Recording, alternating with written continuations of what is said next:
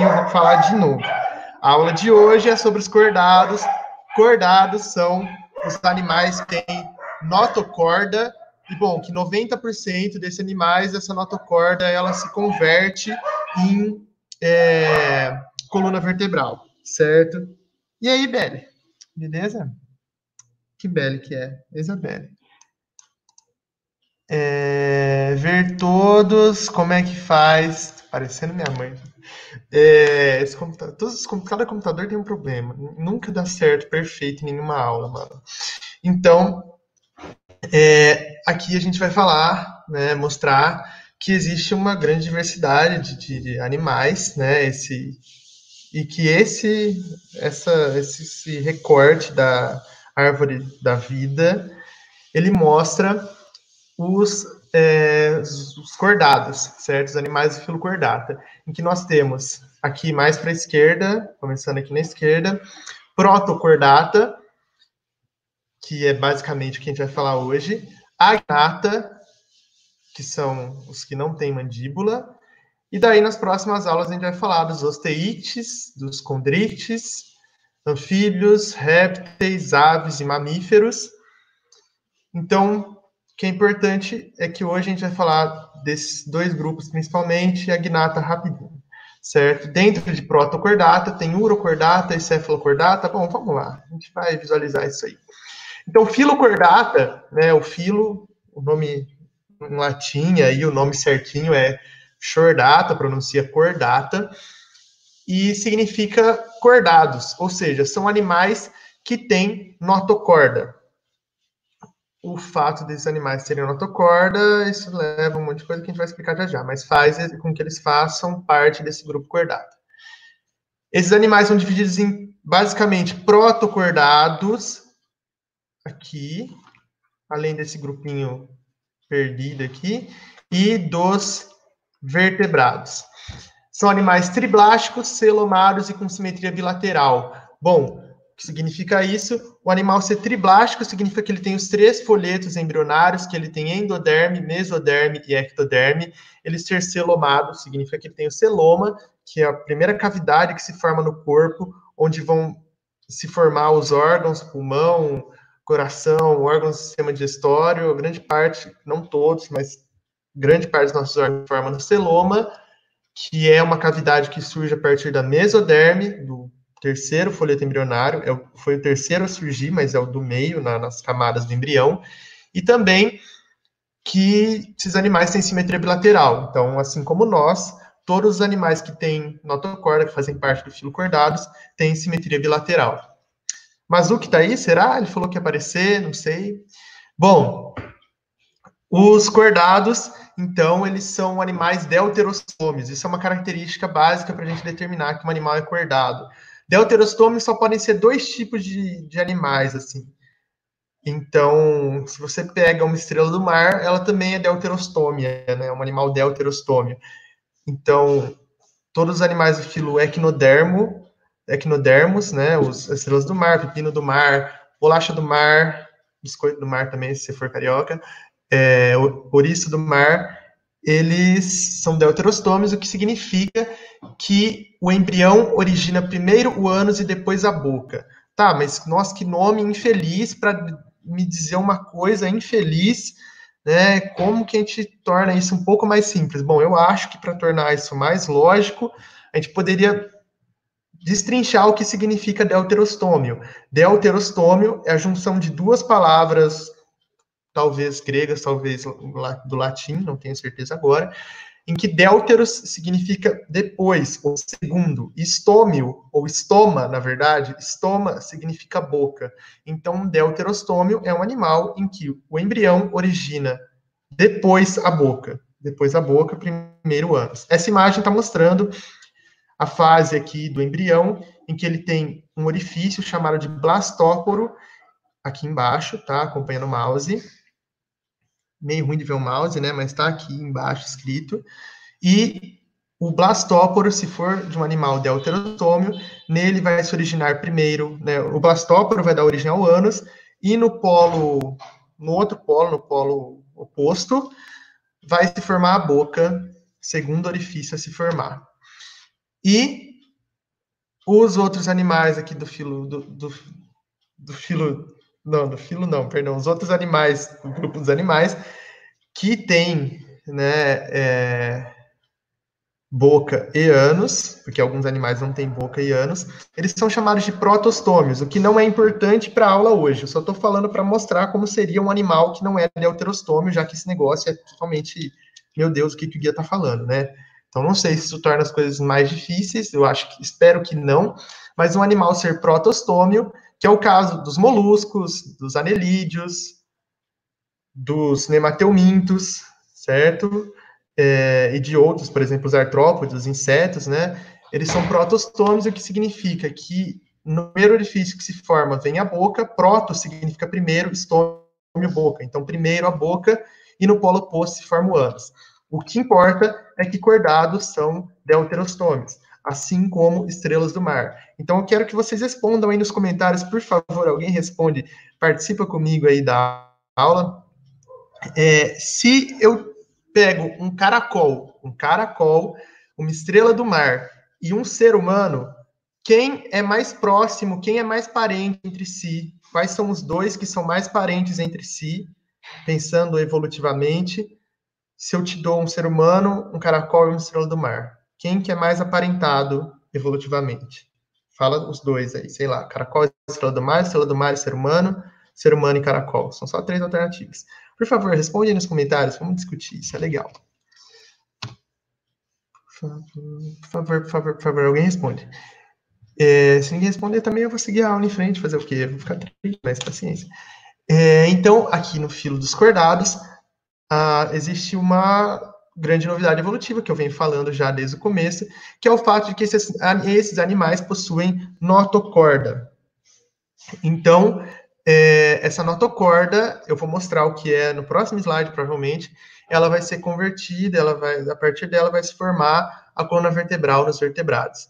Tanto a notocorda quanto a coluna vertebral são estruturas para sustentação corporal. Então, bom, sustentação corporal, o corpo desse animal vai ter uma forma mais definida, não vai ser disforme, né, não vai ser uma ameba, por causa da notocorda da coluna vertebral. Repetindo aí, se eu pego um ser humano, uma estrela do mar e um caracol, desses 3 animais, quais são os 2 que são primos mais próximos, que são parentes mais próximos entre si? Quem que é parente mais distante e quem que é parente mais próximo entre si? Se eu tenho o caracol, a estrela do mar e o ser humano. Já responderam, mas já que eu repeti, se o Mazuki quiser participar da resposta dele também, eu vou aguardar para falar sobre a resposta. Uma característica importante dos cordados e que, bom, pode parecer tosco, para que eu preciso saber disso? Mas o vestibular já perguntou isso, se é com isso que vocês estão se portando, o vestibular, provavelmente. O vestibular já perguntou isso, então ele colocou em alternativas, né? Tem exercício lá no final, tem exercício que eu vou mandar para vocês fazerem que aborda isso aí. Então, uma característica que todos os cordados têm durante o desenvolvimento embrionário são fendas branquiais. Brânquias, os peixes têm brânquias, isso que a gente vai ver na próxima aula, né? Estruturas para respiração. Então, para puxar a água para dentro do corpo, com a água, o oxigênio que vai fluir para os vasos sanguíneos.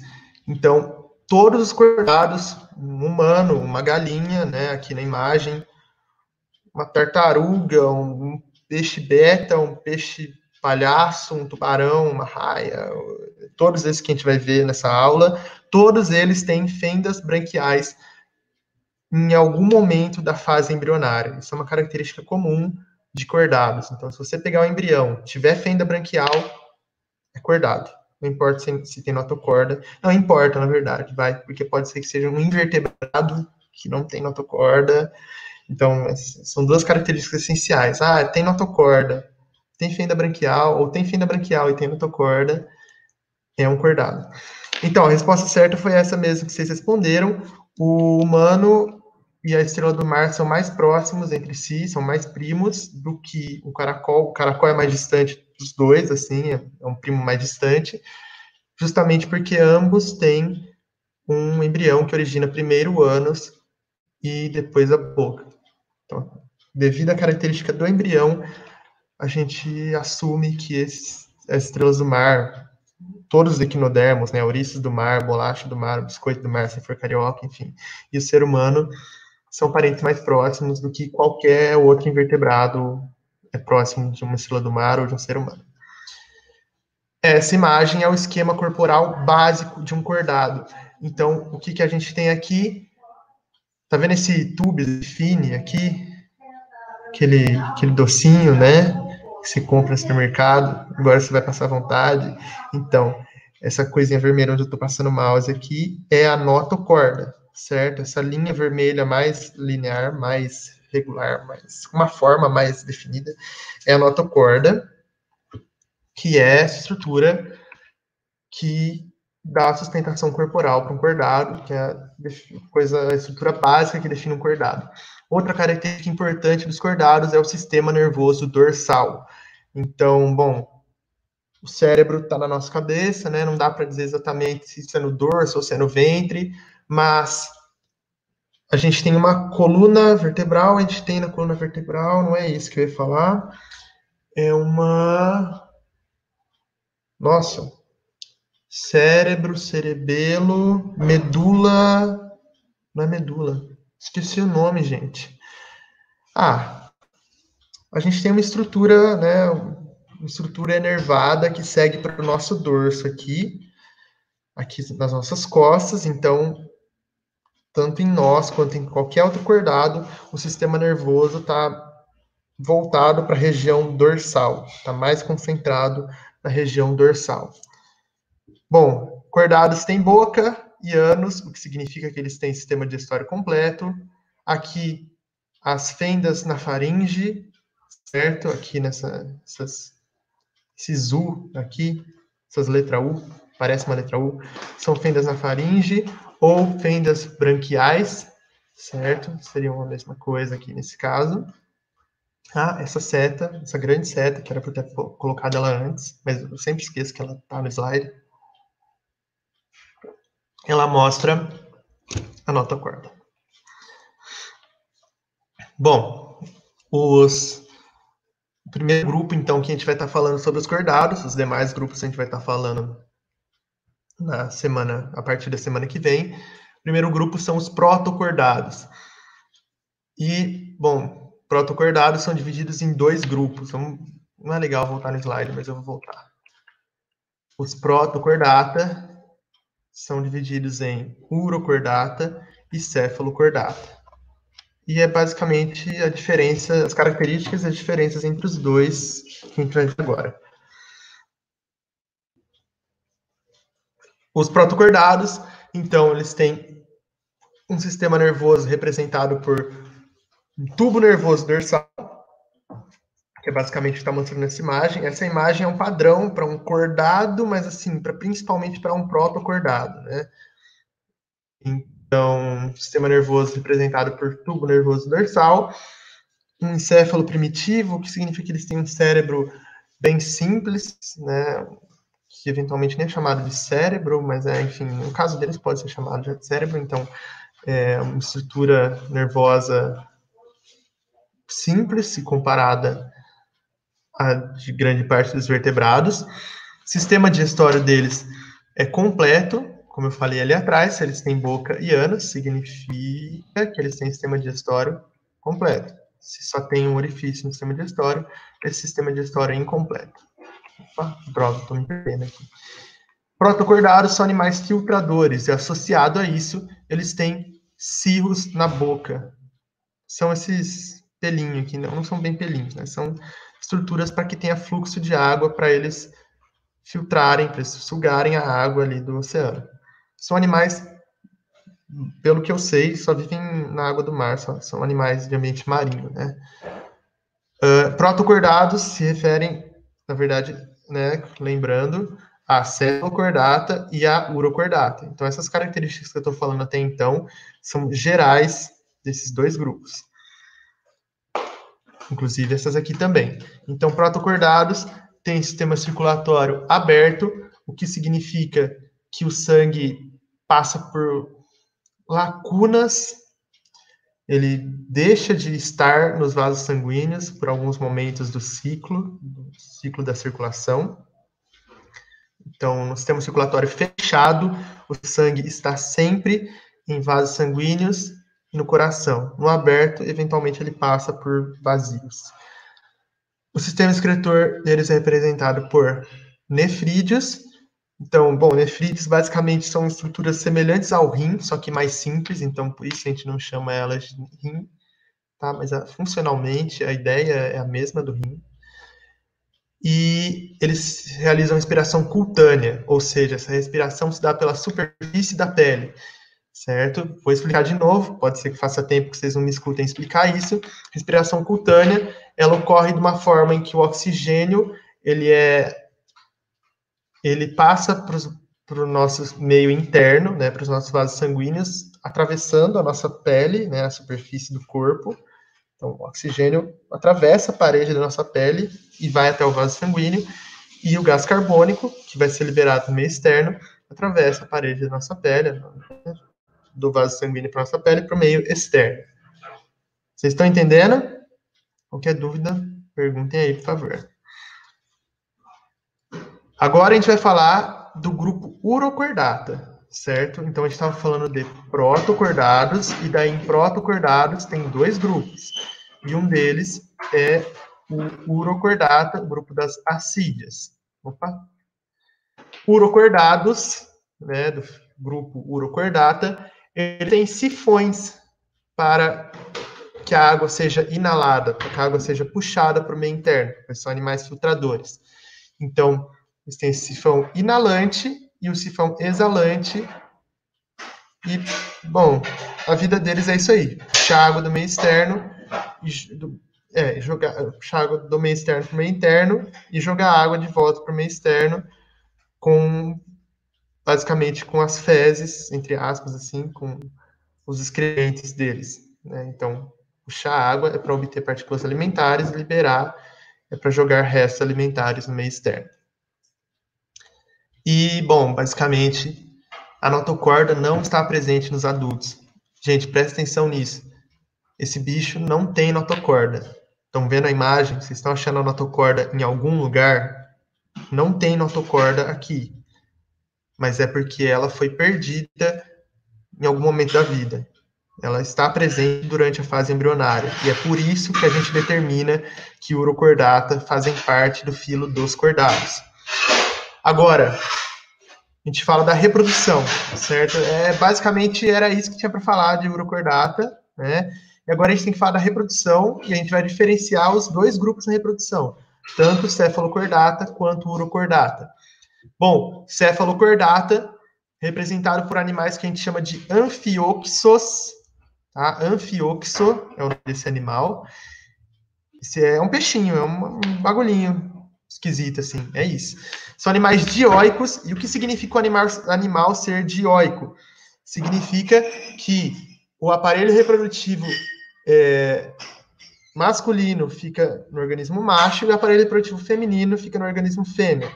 Esses animais, eles realizam fecundação externa, o que significa que o óvulo é fecundado externamente ao corpo da fêmea. Então, óvulo e espermatozoide são liberados no meio externo e lá ocorre a fecundação. E são animais que têm desenvolvimento indireto. Desenvolvimento indireto significa que eles têm fase larval. Eles nascem na forma de larva, precisam passar como metamorfose para tornarem-se adultos. Para ter a forma de adulto, eles têm que passar por metamorfose, certo? O Heron perguntou aí, dá para recuperar? Dá para recuperar o quê? Não, brincadeira, eu sei, eu entendi o que você está falando. A notocorda, cara, se você fizer uma alteração genética, deve ter alterações genéticas para fazer com que essa notocorda não seja perdida. Mas acho que uma vez que ela foi perdida, acho, é muito pouco provável que ela seja recuperada. Acho que nem alteração genética faz isso. Certo? Bom, agora voltando para os urocordata, que são esses bichinhos que perdem a notocorda, esses animais, diferente dos cefalocordata, diferente dos anfioxos, as acídeas, os urocordados, são animais monóicos, o que significa que o sexo biológico deles é chamado de hermafrodita. Não existe macho e fêmea aqui, certo? Então, o aparelho reprodutivo masculino e o feminino estão no mesmo organismo, e esse sexo biológico dele a gente chama de hermafrodita, certo? Então, o aparelho reprodutivo masculino e feminino estão no mesmo organismo. E o que acontece? A fecundação deles é externa, então o óvulo e o espermatozoide são liberados no meio externo, e eles geralmente não se autofecundam, certo? Eles vão fecundar outros indivíduos que provavelmente vão ter carga genética diferente para manter a variabilidade genética na população. E eles têm desenvolvimento indireto. Aqui, a setinha está apontando para a fase larval. Essa fase larval, ela tem aquele formato padrão de um cordado, certo? Então, no próximo slide eu vou estar explicando como que é essa metamorfose. Eu acho meio esquisito, mas as fontes que eu conferi, que me parecem confiáveis, me informam de que a reprodução nesses organismos pode ser assexuada por brotamento. Vocês conseguem reparar que esse bicho, bom, para mim parece muito com uma esponja? E assim como uma esponja, do filo porífero, o primeiro filo que a gente viu dos animais, o primeiro filo de invertebrados que a gente viu, assim como uma esponja, reza a lenda que eles podem se reproduzir de maneira assexuada por brotamento. Mas, em geral, por ser um cordado, acho que é bem plausível supor que esses animais se reproduzem preferencialmente de maneira sexuada, ou seja, juntando o óvulo com o espermatozoide. Bom, e daí, se eles têm desenvolvimento indireto, significa que eles têm fase larval, o que eles precisam passar por metamorfose. Então, os urocordados, ou chamados, o nome popular bem entre aspas aí, né, é assídeas. Então, a metamorfose das assídeas se dá da seguinte maneira: elas nascem como larvas livre-natantes. Livre-natante, pode procurar aí o que é natante. Natante é capaz de nadar, é isso. Então, elas são larvas que vivem nadando livres no ambiente externo e se convertem, após a metamorfose, em adultos sésseis. Então, bom, só achei esse esquema em inglês, tá? Mas o básico é vocês entenderem o que a imagem está mostrando. Então, era um bichinho assim, né? Parece um peixinho, ou não. E esse bichinho, ele passa a ser céssio. Céssio significa que ele fica fixo no fundinho ali da água. Ele fica fixo na areiazinha submersa ali. O nome técnico disso é substrato. Eles ficam fixos no substrato. A definição de um animal céssio é que ele fica fixo no substrato. Então, eles passam de indivíduos livre-natantes a indivíduos sésseis fixos no substrato e desenvolvem esses sifões, né, para sugar a água para o seu sistema digestório e eliminar a água com restos de partículas alimentares para o meio externo. E, bom, então a gente falou do primeiro grupo, certo? Esse primeiro grupo, bom, antes de tudo, cordados são definidos por organismos que têm notocorda, tubo nervoso dorsal oco, fendas faringeais e uma cauda pós-anal, uma cauda após o ânus, certo? Urocordados são animais com notocorda e tubo nervoso dorsal, que no caso, esse tubo nervoso dorsal e a notocorda estão presentes apenas na larva livre-natante, como eu acabei de mostrar. E cefalocordados seguem um padrão mais regular da vida de um cordado, certo? E aí, vocês têm alguma pergunta? A gente vai começar a falar de um outro grupito aqui, mas não tem pressa, não. A sala é mais curtinha. Se tiver alguma pergunta, digam aí.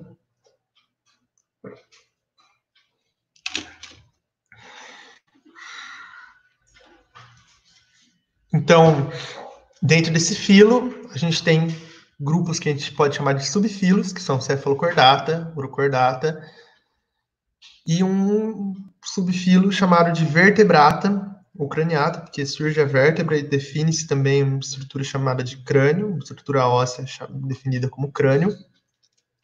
Só que dentro do subfilo vertebrata, a gente tem duas superclasses. A superclasse Gnatostomata e a superclasse Agnata. Eu vou explicar para vocês o que significa esse nome em seguida. Se vocês tiverem alguma dúvida, deixem aí, por favor. Bom, então... Nossa, eu pulei alguma coisa? Não. Não. Agora a gente vai falar dos vertebrados. Então, daqui para frente, daqui até o final do ano, tudo que a gente vai falar... mentira, eu vou voltar, às vezes, nos invertebrados para falar alguma coisa, né? Mas, pelo menos nas próximas 5 aulas, sobre peixes, sobre anfíbios, répteis, mamíferos e também as aves, a gente vai falar sobre os vertebrados, e vertebrados têm características importantes, como a coluna vertebral, então, que é essa estrutura aqui. Bem, tem a bacia aqui, né, a pelvis, mas basicamente a coluna vertebral, que é formada por várias vértebras, sendo que no pescoço sempre são 7 vértebras, todo vertebrado, quer dizer, talvez todo mamífero eu possa afirmar que tem 7 vértebras no pescoço. Não sei se os outros animais que não são mamíferos têm pescoço. Talvez não. Bom, então a coluna vertebral é essa estrutura que faz com que sejamos chamados de vertebrados, certo? Vocês entendem o que é coluna vertebral? Deu para entender? Todos os vertebrados são animais dioicos, com exceções, claro, algumas variações à regra, exceções à regra, mas em geral, vertebrados são animais dioicos, o que significa que o aparelho reprodutor masculino está nos organismos chamados machos e o aparelho reprodutor feminino está nos organismos chamados fêmeas. Existem 2 sexos biológicos quando a gente fala de animais dioicos. Di significa 2, certo? De 2 sexos biológicos. E os vertebrados a gente vai falar nas aulas, mas um conceito que eu acho interessante já introduzir é que eles podem ser heterotérmicos ou ectotérmicos, que seria a mesma coisa, ou então homeotérmicos e endotérmicos, que seria a mesma coisa. É mais ou menos a mesma coisa, tá? É mais ou menos a mesma coisa. Tem alguns animais que são endotérmicos, heterotérmicos, que são duas coisas ao mesmo tempo. Mas, em geral, animais que são heterotérmicos são ectotérmicos, animais que são homeotérmicos são endotérmicos. Isso é o que foi chamado por muito tempo de sangue frio e sangue quente. Então, basicamente, o animal heterotérmico, ectotérmico, ele não consegue regular a própria temperatura corporal. Ele depende do ambiente externo para a manutenção da temperatura do seu corpo e, portanto, essa temperatura varia de acordo com o ambiente externo. Animais endotérmicos têm a capacidade de produzir calor interno, então eles são capazes de regular a própria temperatura corporal, por isso são chamados de homeotérmicos. Vocês estão entendendo tudo? Ninguém fala nada? E, bom, tem uma superclasse, um pequeno grupinho dentro de vertebrata, então esses animais que já têm colunas vertebrais, esses animais são chamados de peixe-bruxa ou lampreia, e eles fazem parte da superclasse Agnata, também chamados agnatostomados. Vamos destrinchar o que significa essa palavra. Alguém lembra o que significa estoma? Responda aí nos comentários o que significa estoma. Enquanto isso, eu vou dizendo o que significa gnata e o A depois, né? São coisas separadas. Então, são 3 palavras. A, gnato e estoma. Gnata significa... peraí, deixa eu lembrar. Mandíbula. Isso. Gnata significa mandíbula. E A significa sem. Esse A de ausente, de não, de negação, de sem, né? Então, agnata significa sem mandíbula. E estoma significa boca. Então, bom, agnatostomados são animais que têm em sua boca não tem mandíbula, certo? Ou simplesmente chamados de agnata. É isso, é uma superclasse de peixes primitivos, bem entre aspas aí, porque é bem difícil de determinar quando você olha para a classificação mesmo da biologia, o que é peixe, né? Mas eles têm um formato, hábitos de vida de um peixe, mais ou menos assim dizendo. Então, são organismos mais basais do que um peixe, organismos mais antigos na história evolutiva do que um peixe, certo? Isso quer dizer que eles são mais basais. Vertebrados sem mandíbula, como o nome indica, tem respiração branquial, assim como os peixes terão, e o vestibular nunca pergunta desses bichos, na verdade. Eu acho só importante falar, estava no material que eu utilizei, né? É bom vocês saberem, é bom dar informação para vocês. Quanto à reprodução, eles são dioicos, o que significa que tem organismos machos e organismos fêmeas, realizam fecundação externa, o óvulo é fecundado fora do corpo da fêmea, e tem desenvolvimento indireto, o que significa que eles têm fase larval. Os demais vertebrados, todos fazem parte da superclasse Gnatostomata. Então, peixes, anfíbios, répteis, aves e mamíferos fazem parte dessa superclasse Gnatostomata, o que significa que eles têm a boca com mandíbula, certo? Uma boca dotada de mandíbula. E aí, esse bicho que está aparecendo aqui tem um certo delay, então eu vou ter que ficar um tempo em silêncio, mas o delay não é tão grande. Esse bicho que está aparecendo aí, ele é qual? Alguém sabe me dizer o nome? Não precisa escrever certo, não tem problema, os comentários não vão ficar. Não, eles vão ficar. Mas não tem problema também. Ninguém vê isso aqui. Sacanagem, né? Como que é o nome desse bicho? Alguém me fala, por favor. O nome mais científico seria o nome do subfilo ou o nome popular, entre aspas. Alguém sabe?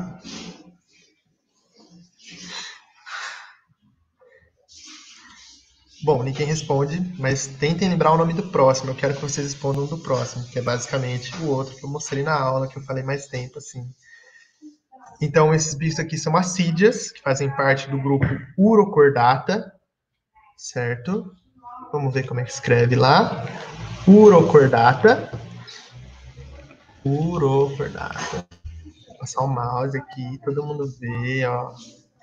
Então, as assídeas fazem parte do subfilo Urocordata.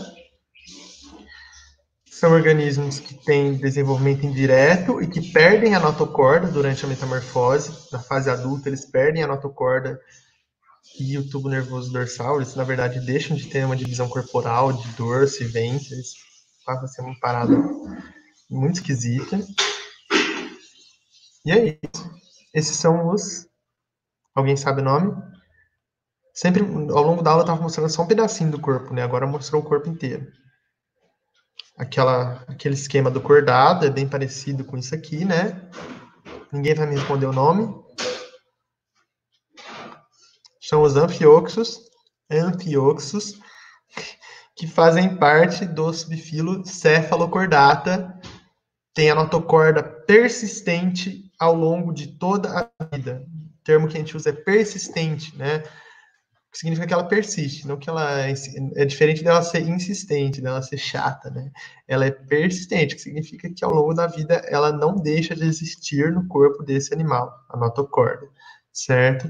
Tubo nervoso dorsal, cauda pós-anal, fendas branquiais ao longo de toda a vida, mas nos gnatostomata, essas fendas branquiais estão presentes pelo menos na fase embrionária. E eu acho que é isso. Tem questões. Isso aqui era para ser um GIF, mas o meu GIF do John Travolta morreu. E era isso. Vou aparecer aqui de novo, tirar a projeção. Alguém tem alguma pergunta? Gente, vocês têm alguma pergunta? Fale comigo. Se ninguém tiver nenhuma pergunta, a gente vai se despedindo. Cadê? Obrigado, Pato, pela... Esse pato não me patrocina, e ele também não é um pato, ele é um ganso. Eu não ganho nada com isso.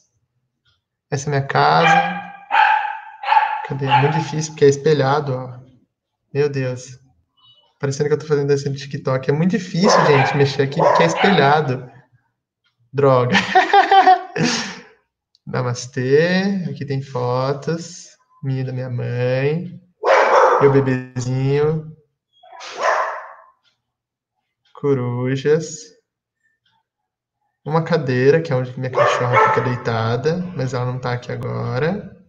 Minha cachorra, ela usa essa cadeira para deitar. Ela só é feliz quando ela tá deitada nessa cadeira. Enfim, é isso. Obrigado, gente. Obrigado quem participou. Fala pros amigos aí que foi da hora para eles colarem, certo? Falou, abraço.